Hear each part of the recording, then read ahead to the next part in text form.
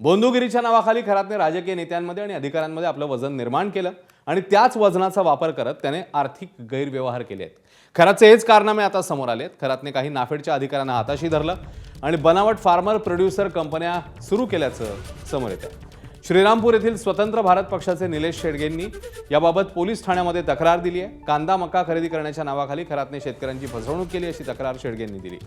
खरातने या कंपन्यांच्या माध्यमातून शेतकऱ्यांकडून शेतमाल खरेदी करणं आवश्यक होतं, पण त्याने व्यापाऱ्यांकडून शेतमाल खरेदी केला असा आरोप केला जातोय। याशिवाय अशा आणखी 15 ते 16 कंपन्यांमध्ये खरातची भागीदारी असू शकते।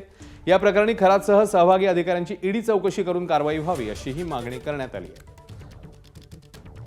दरम्यान खरातने शेतकऱ्यांची फसवणूक कशी केली आहे आपण ते बघूया। खरातने बनावट फार्मर प्रोड्युसर कंपन्या स्थापन केल्याचा आरोप आहे।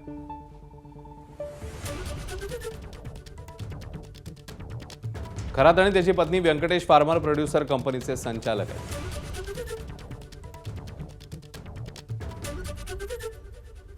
शेतकऱ्यांचा कांदा मका खरेदी करण्याच्या नावाखाली फसवणूक झाल्याचं पाहायला मिळतं।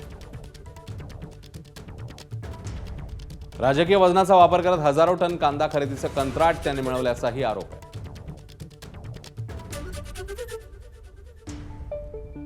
तर खरातने शेतकऱ्यांकडून नव्हे तर व्यापाऱ्यांकडून शेतमाल खरेदी केला असा दावा करण्यात येतोय। अशाच आणखी 15 ते 16 कंपन्यांमध्ये खरातची भागीदारी असण्याची शक्यता आहे।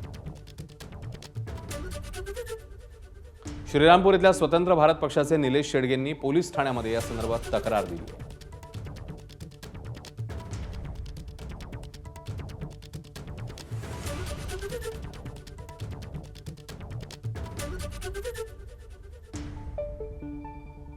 त्याने साधारण 2021-22 पासून त्याचे स्वतःची व्यंकटेश्वरा आणि ईशान्येश्वर नावाची कंपनी फार्मर प्रोड्युसर कंपनी स्थापन केलेली आहे।